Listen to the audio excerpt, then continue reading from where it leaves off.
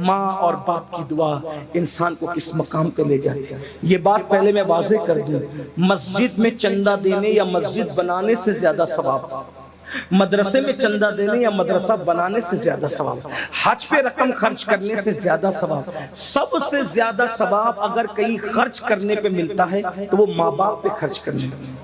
فلمیں دیکھ کر، سیریل دیکھ کر، ناول پڑھ کے، دنیا کے اس مکر اور مکروہ چہرے سے متاثر ہو کر ماں باپ کو بڑھاپے میں صدمے دینے والوں، ماں باپ کے ساتھ بغاوت کرنے والوں، ماں باپ کے ساتھ غداریاں کرنے والوں، ماں باپ کو گالیاں دینے والوں، آنکھیں نکال نکال کر ماں باپ کو دیکھنے والوں، ماں باپ کو دکھ دینے والوں، ماں باپ کو گھروں سے نکال کر کبھی بہنوں کے یہاں کبھی بھائیوں کے یہاں پہنچانے والوں، ماں باپ کو چھوڑ کر سسرال میں گھر بسانے والوں، ماں باپ سے خرچہ روک کر مسجد مدرسوں میں اور نیک کام میں چندے دینے والوں، غور سے سن لو اور کان کھول کر کے سن لو، کچھ یاد رہے نہ یاد رہے، گفتگو کا یہ حصہ ضرور یاد رکھنا۔ اللہ کے رسول صادق و مصدوق مصطفیٰ جان رحمت صلی اللہ علیہ وآلہ وسلم فرماتے ہیں، اگر کوئی بندہ شہید بھی ہو جائے اور ماں باپ اس سے ناراض ہو یا دونوں میں سے کوئی ایک ہی ناراض ہو تو بھی شہادت کے بعد بھی اس کو جنت نہیں مل سکتی۔ اللہ، شہید ہو کر بھی وہ جنت میں نہیں جا سکتا۔ یہ ماں باپ شہید ہو کر بھی جنت نہیں ملے گی اگر ماں باپ ناراض ہیں۔ اور آج تو لڑکی اور لڑکیاں ماں باپ کو ناراض کر کے شادیاں کرتے ہیں، پسند کی شادی، پسند کی شادی، پسند کی، اتنا بھوت سوارے پسند۔ میں نے کہا ماں باپ کب منع کرتے ہیں؟ ہمارے یہاں تو ہے ہی پسند کی شادی، بس اتنا ہے کہ پہلے ماں باپ پسند کر لیں بعد میں تم پسند کر لیں۔ میرے بھائی اگر ماں باپ روک دیں، ماں باپ روک دے تو کعبے کی زیارت کے لیے نہیں جا سکتے۔ ارے ماں باپ روک دے تو رکنے والا تو نبی کی زیارت سے بھی رک گیا۔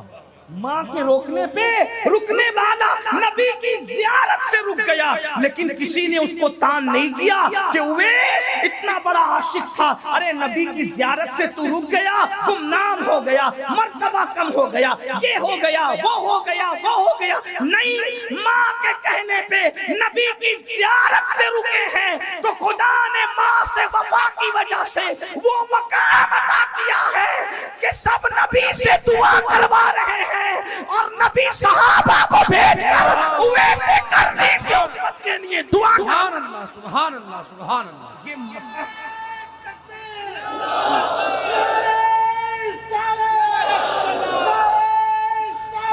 یہ یا رسول اللہ۔ لیکن میرے عزیز، میرے بھائی، ہم تو یہ چیزیں صرف دل بہلانے کے لیے سنتے ہیں، اس سے ہمیں عظمت پتہ نہیں چلی۔ تو میرے آقا نے فرمایا شہید ہو کر بھی ماں باپ اگر ناراض ہے جنت میں نہیں جائے گا، لیکن چونکہ شہید تھا اس لیے جہنم میں بھی نہیں جائے گا۔ جنت اور جہنم کے درمیان ایک مقام ہے جس کو مقام اعراف کہتے ہیں۔ یہ روایت میں جہاں سے پڑھ رہا ہوں اس کو نقل کیا ہے صد الافاضل فخر الاماثل علامہ سید نعیم الدین مراد آبادی نے۔ اور کب تک وہ جنت کے باہر رہے گا؟ اس وقت تک جب تک اس کے ماں باپ کو راضی نہ کر دیا جائے۔ اگر ماں باپ راضی ہوئے تو ٹھیک، ورنہ وہ شہید ہو کر جنت نہیں مل سکتی۔ تو شرابی ہو کر کے ماں باپ کے غدار کو جنت کیسے ملنا ہے؟ بے نمازی ہو کے ماں باپ کے غدار کو جنت کیسے ملنا ہے؟ میرے بھائیوں، یہ دنیا ہے، یہ دنیا چند دن کی ہے، اس دنیا سے کوچ کرنا ہے، اس دنیا سے رخصت کرنا ہے، اس لیے اپنے ماں باپ کی قدر جانو۔ میں لوگوں سے یہ کہتا رہا کہ کسی کا خوبصورت چہرہ دیکھ کر بھی وہ ثواب نہیں ملتا جو ماں باپ کے جھرری پڑے ہوئے چہروں کو دیکھ کر کے ملتا ہے۔ لوگ سال میں ایک بار حج کرتے ہیں، ماں باپ والوں تم اتنے خوش نصیب ہو کہ ایک دن میں اگر 100 مرتبہ ماں باپ کی زیارت کرو تو اللہ تمہیں ایک دن میں 100 مقبول حج کا ثواب عطا۔ لیکن یہ بات بھی کہوں، شارحین حدیث نے، میں اپنی بات اب سمیٹنے لگا ہوں بلکہ ختم ہی کر دوں گا، خاص بات، جب یہ جلسے میں یہ بات کہتے ہیں نا مولانا لوگ اور خطبہ لوگ کہ بھئی جو ماں باپ کا چہرہ دیکھے اس کو کیا ملتا ہے؟ مقبول حج کا ثواب۔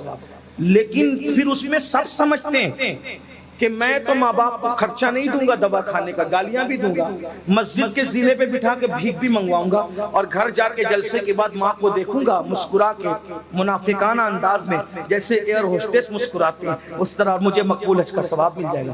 یہ آرٹیفیشل مسکراہٹ سے ماں باپ کو دیکھنے سے کوئی ثواب نہیں ملتا۔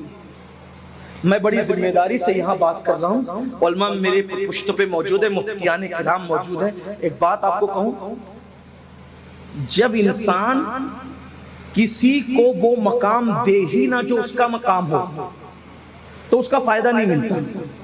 تھوڑی مشکل ہو گئی نا، بات آسان کرتا ہوں۔ اگر نبی کو دیکھو تو آدمی کیا بنتا ہے؟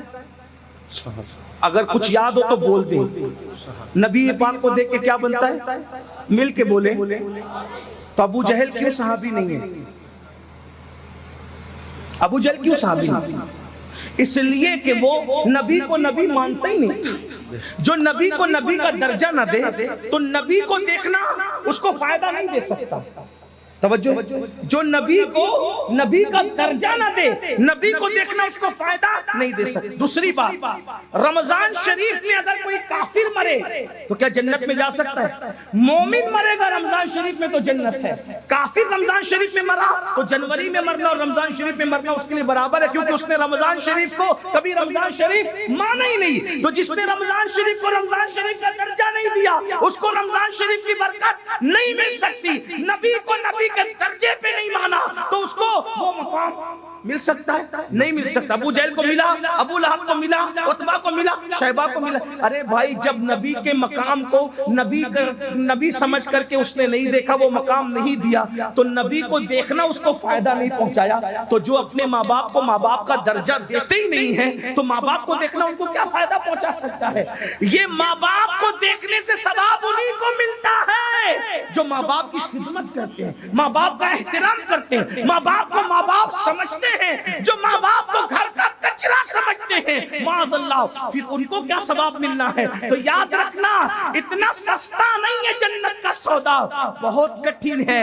ڈگر پن گھٹ کی حالت تو یہ ہے، اگر بیوی کہہ دے کہ مجھے فلاں ڈریس چاہیے تو بیوی کے لیے جیب سے پیسے نکل جاتے ہیں، لیکن اگر ماں باپ کہے دوا کے لیے چاہیے تو بے شمار ناہنجار لڑکے ہیں جو کہتے ہیں جاؤ مسجد کے دروازے پہ بیٹھ کے بھیک مانگو۔ کیا میں تمہیں یہی سب کرتا رہوں، یہی تمہاری خدمت کرتا رہوں؟ نہیں میرے بھائی، یاد رکھنا، ایک شخص آ کے کہتے ہیں یا رسول اللہ، اللہ تو نظر نہیں آتا، پھر ہمیں کیسے پتا چلے کہ اللہ راضی ہے کہ ناراض ہے؟ میرے آقا نے فرمایا گھر جا اور جا کر دیکھ، اگر تیرے ماں باپ تجھ سے راضی ہے تو اللہ بھی راضی ہے، اور ماں باپ ناراض ہے تو اللہ بھی ناراض ہے۔ آخر میں مجھے ایک بات یاد آتی ہے، ماں اور باپ کی دعا انسان کو کس مقام پہ لے جاتی ہے۔ یہ بات پہلے میں واضح کر دوں، مسجد میں چندہ دینے یا مسجد بنانے سے زیادہ ثواب، مدرسے میں چندہ دینے یا مدرسہ بنانے سے زیادہ ثواب، حج پہ رقم خرچ کرنے سے زیادہ ثواب، سب سے زیادہ ثواب اگر کہیں خرچ کرنے پہ ملتا ہے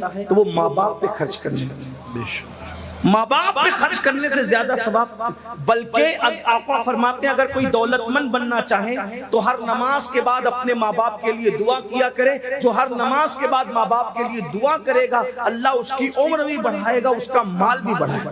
صرف ان کے لیے دعا کر دو تو یہ ہے، اللہ اکبر، ان کی خدمت کرو تو کیا نہیں، خدمت کر۔ اچھا، کچھ لوگ یہاں بیٹھ کر کے ابھی پھول رہے ہوں گے کہ میں تو خدمت کرتا ہوں نا حضرت، تو کیا خدمت کرتے ہیں بھائی؟ کیا خدمت؟ روٹی دے دی، کپڑا دے دیا، مکان دے دیا، میں خدمت کرتا ہوں۔ بڑی معذرت کے ساتھ میں تھوڑا صوفیہ کے نقش قدم پہ چل کر، چشتیوں کے نقش قدم پہ چل کے تھوڑی نرم گفتگو کرنے کا عادی ہوں۔ ایک بات آپ کو کہوں، ایک بات آپ کو، اگر اپنے ماں باپ کو روٹی کپڑا مکان دیتے ہو تو لوگ یہ تو کتوں کو بھی دے دیتے ہیں۔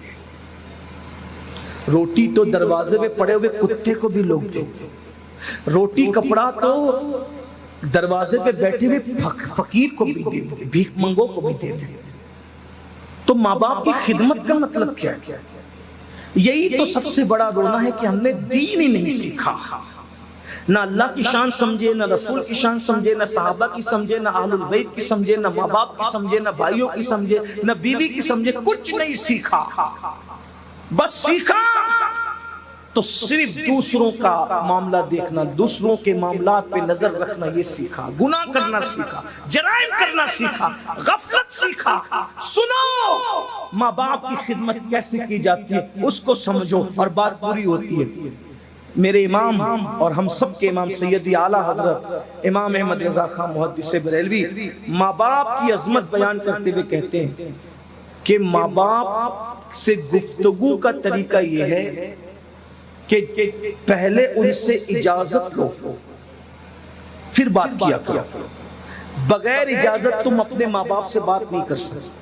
اب ہاتھ مت اٹھانا، کسی کو رسوا کرنا مقصود نہیں ہے۔ کتنے لوگ ہیں جو اس طور پہ ماں باپ سے بات کرتے ہیں کہ پہلے اجازت لیں پھر بات کریں؟ کوئی نہیں۔ کچھ تو ایسے ہوں گے کہ جن کو معلوم بھی نہیں ہوگا، کیونکہ ہم نے مسلک اعلیٰ حضرت کا مطلب صرف ایک نقطہ سمجھا کہ اعلیٰ حضرت نے گستاخ رسول کو کافر کا، بس یہی اعلیٰ حضرت۔ اعلیٰ حضرت نے بالکل کہا، لیکن اعلیٰ حضرت نے اور بھی چیزیں دکھائی جو ہمیں پتہ ہی نہیں، کیونکہ مسلک اعلیٰ صرف 1 پوائنٹ 2 پوائنٹ 3 پوائنٹ کا نام نہیں۔ انہوں نے جو باتیں پیش کی سب سناخوں پہ، لیکن انہوں نے یہ بھی بتایا کہ ماں باپ سے بات کرنے سے پہلے اجازت لو۔ یہ جتنے نعرہ لگاتے کون ہے اس میں بتاؤ جس پہ عمل کرتا ہے؟ اس کا مطلب ہمیں پورا مسلک اعلیٰ حضرت بھی نہیں پتا ہے۔ اسی مسلک اعلیٰ حضرت میں تو یہ بھی ہے، ابھی علامہ مفتی صاحب فرما رہے تھے متعید رہو، سیدی اعلیٰ حضرت فرماتے ہیں کسی سنی کو بے وقوف بھی نہ کہا کرو، یعنی اتنا سا لفظ بے وقوف بھی کسی سنی کو نہ کہا کرو، یہ حرام ہے۔ اور کسی نے کہا حرام وہ کیسے ہو سکتا ہے، بے وقوف تو کوئی بھی کسی کو کہہ دیتا ہے، لیکن تو کہا کہ جب تم سنی کو بے وقوف کہتے ہو تو اس کا دل دکھتا ہے، اور جب اس کا دل دکھتا ہے تو میرے آقا نے ارشاد فرمایا من آذا مسلمن فقد آذانی، کہ جس نے کسی مسلمان کا دل دکھایا اس نے مجھ محمد کا دل دکھایا۔ تو تم بے وقوف اس عاشق رسول کو کہتے ہو اور اس کا دل دکھاتے ہو، تو ادھر مدینے والے مصطفیٰ جان رحمت کا دل دکھتا ہے۔ یہ مسلک ہے میرے امام کا۔ میں کہتا ہوں اگر واقعی مسلک اعلیٰ حضرت پر عمل ہو جائے، جب بے وقوف بھی کہنے کی ہمت نہیں کرو گے تو ایک دوسرے پہ کیس کیوں کرو گے؟ ایک دوسرے کو مار پیٹ کیوں کرو گے؟ ایک دوسرے پہ ڈنڈے کیوں برساؤ؟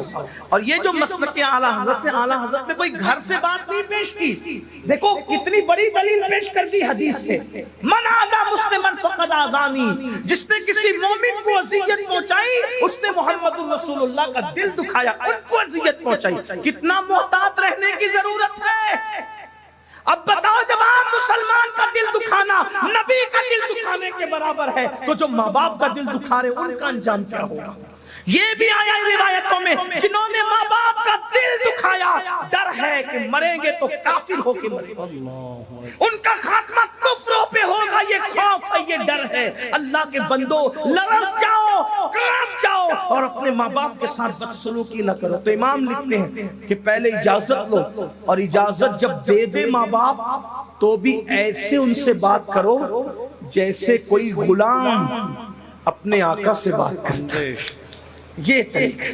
بلکہ ماں باپ کو اگر خرچہ اور نظر بھی دو تو اپنا ہاتھ اوپر مت رکھو۔ ہمارے بزرگوں نے فرمایا اپنا ہاتھ نیچے رکھ کے ماں باپ کو نظر دیا کرو تاکہ ان کا ہاتھ ہمارے ہاتھ سے نیچے نہ ہونے پائے۔ یہ ہے ہمیں طریقہ سکھایا۔ بلکہ سیدی اعلیٰ حضرتی کی ایک بات بتاؤں، جتنا ورثے میں ملا تھا مال، اپنے باپ کے ورثے سے جتنا مال ملا تھا، وہ لوگ غریب لوگ نہیں تھے، خاندانی رئیس لوگ۔ اعلیٰ حضرت کا گھرانہ خاندانی رئیس تھا، اور یہ لوگ جو ہے وہ زمیندار جاگیردار لوگ تھے۔ ہندوستان آئے تھے افغان سے تو بھی وہ بادشاہوں کے یہیں آئے تھے، اور کوئی 5000 کوئی 6000 اور اسی طریقے سے کوئی جو ہے وہ اتنے ہزار اور اتنے ہزار پر حاکم جو ہے وہ مقرر تھا، اور بڑی بڑی جاگیریں تھی۔ تو دادا کی جاگیر سے پر دادا کی جاگیر سے وہ نسلن بعد نسلن بہت ملا تھا، جتنا ملا تھا سب ماں کے پاس لے جا کے رکھ دیا کہ امی یہ سب آپ کا ہے۔ کاغذ بھی اگر خریدنا ہوتا کتاب لکھنے کے لیے تو ماں سے لے کر، قلم بھی خریدنا ہوتا ماں سے لے، ماں سے رکھا، اپنے پاس کچھ نہیں رکھا، سب ماں کو حوالے۔ اور آج تو کس کے پاس کتنی زمین ہے ماں کو بتاتے اس لیے نہیں کہ ماں کو پتا چل جائے گا کئی دوسرے بھائیوں کو دینا، کتنی رقم ہے ماں کو بتاتے نہیں، باپ کو ماں باپ سے چھپاتے ہیں، یہ حال ہے۔ اور اس کے بعد ہم کہتے ہیں ہم تو دیندار ہیں، ہم تو دین والے ہیں۔ بڑی معذرت کے ساتھ بھائیوں، ہمیں دین سیکھنے کی ضرورت ہے۔ میڈ ان انڈیا دین جو اپنے دماغ کے اندر اپنے خط سے بنا رکھا ہے، اس کو دل و دماغ سے نکالو، اور جو مصطفیٰ جان رحمت دین لے کر کے آئے تھے اس دین پہ عمل کرو۔ اگر اس دین پہ عمل کرو گے تو انشاءاللہ دنیا بھی کامیاب رہے گی، آخرت بھی کامیاب رہے گی۔